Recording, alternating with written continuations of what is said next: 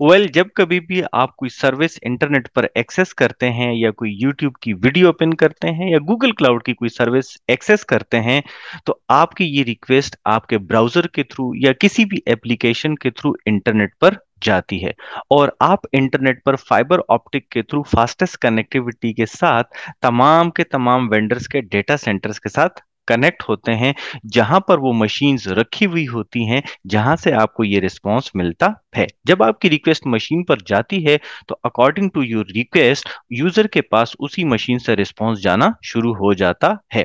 अब जो मशीन आपको रिस्पॉन्ड कर रही है, that machine is called server machine. इसका मतलब है कि आपकी तमाम रिक्वेस्ट के अकॉर्डिंगली वहां पर एप्लीकेशंस चल रही होती हैं और वो एप्लीकेशंस आपकी रिक्वेस्ट को रिस्पॉन्स करना शुरू कर देती हैं।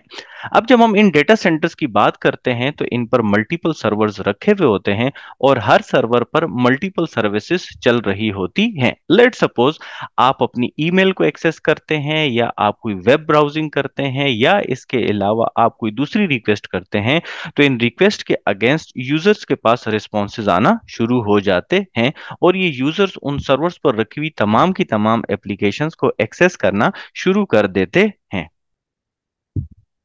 जिस तरह से YouTube और Google अपने डेटा सेंटर के अंदर सर्वर्स को कॉन्फ़िगर करते हैं, बिल्कुल इसी तरीके से हम अपनी ऑर्गेनाइजेशन और कंपनी के अंदर अपने यूजर्स के लिए सर्वर्स को कॉन्फ़िगर कर सकते हैं, ताकि वो हमारे यूजर्स की रिक्वेस्ट को रिस्पॉन्ड कर सकें।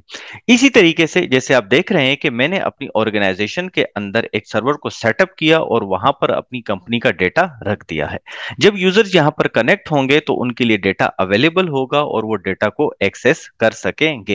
इस सर्वर को बेसिकली तौर पर हम फाइल सर्वर कहते हैं, जहां पर यूजर्स अपना डेटा रख भी सकते हैं और डाउनलोड भी कर सकते हैं। इन अ सेम मैनर अगर हम मजीद डिटेल में जाते हैं, तो हम अपने पास अपनी ऑर्गेनाइजेशन के अंदर एक वेब सर्वर भी कॉन्फ़िगर कर सकते हैं। जब यूजर्स मेरा यूआरएल एड्रेस देंगे, तो उनके पास मेरी वेबसाइट डाउनलोड होना शुरू हो जाएगी। इसी तरीके से हम अपनी ऑर्गेनाइजेशन के अंदर अपनी जरूरत के मुताबिक मुख्तलिफ सर्वर्स को कॉन्फ़िगर कर सकते हैं, जो कि डिफरेंट रोल्स प्ले कर सकते हैं। इसमें ईमेल सर्वर भी है, इसमें वेब सर्वर भी है, इसमें डेटा सर्वर भी है, इसमें डेटाबेस सर्वर भी है। सो ये ऑर्गेनाइजेशन टू ऑर्गेनाइजेशन वेरी करता है according to the organization requirement. अपनी कंपनी की रिक्वायरमेंट के पॉइंट ऑफ व्यू से हम इन सर्वर्स को कॉन्फ़िगर करते हैं।